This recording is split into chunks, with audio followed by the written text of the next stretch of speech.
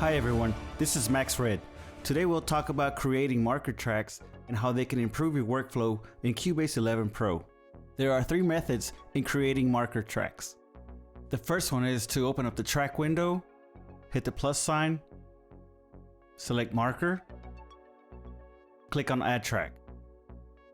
The second way is to hit the project tab, select add track, select marker, and then click on the add track button. The third way is to use your key commands. I go with Ctrl T. I have pre-programmed those in my preferences. We only need one marker track for this exercise, so we'll go ahead and delete these two here. It's good to have the marker track up top to be able to see what you're doing. There are two types of markers, locator and cycle. We'll start with locator first. You can add locators while listening to the track and just hitting the add marker tab. You can add them anywhere you have to make a note or change something in your track.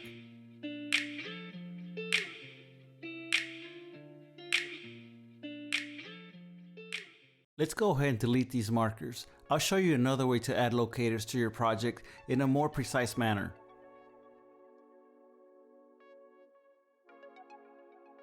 In this method, our markers go where our cursor is.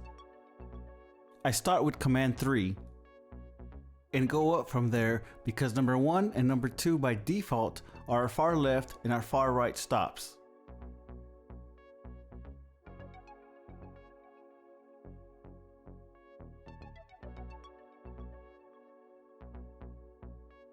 Okay, let's delete these and I'll show you the last and third way of how we can add markers to our project. We can change our cursor to the pencil tool and just simply draw in the markers wherever we want.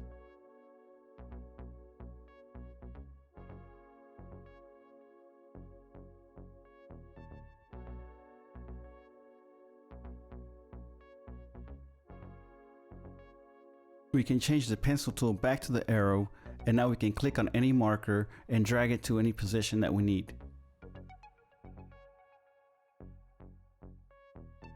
Once the markers are set, you can jump between the markers by simply keying in the number to the corresponding marker.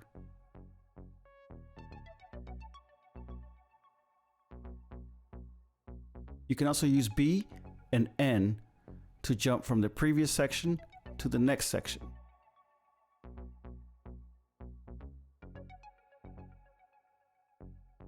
Both methods are useful if you have several markers on your project.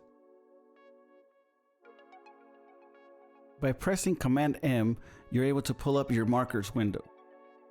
In the markers window, you can view all the markers and also type in descriptions for each one. Marker number 4 will now be my chorus 1.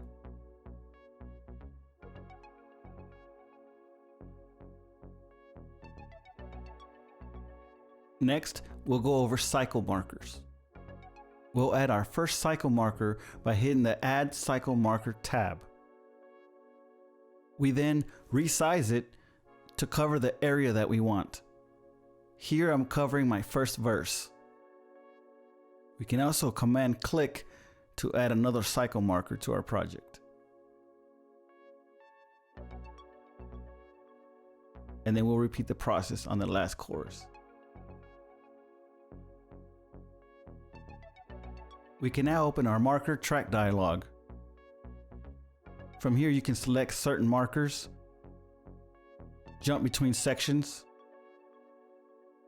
and you can also cycle them. Basically, it loops the section that you select. This is very useful when making A/B comparisons between sections.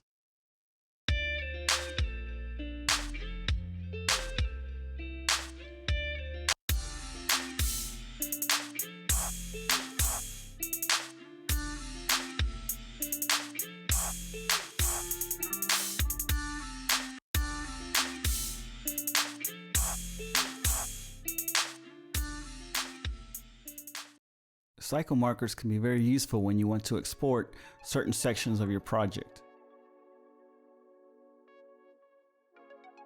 When you go to export, you'll have an option to select which cycle marker you want to export. Here we select cycle number 1, name it accordingly, and then we can just export that section.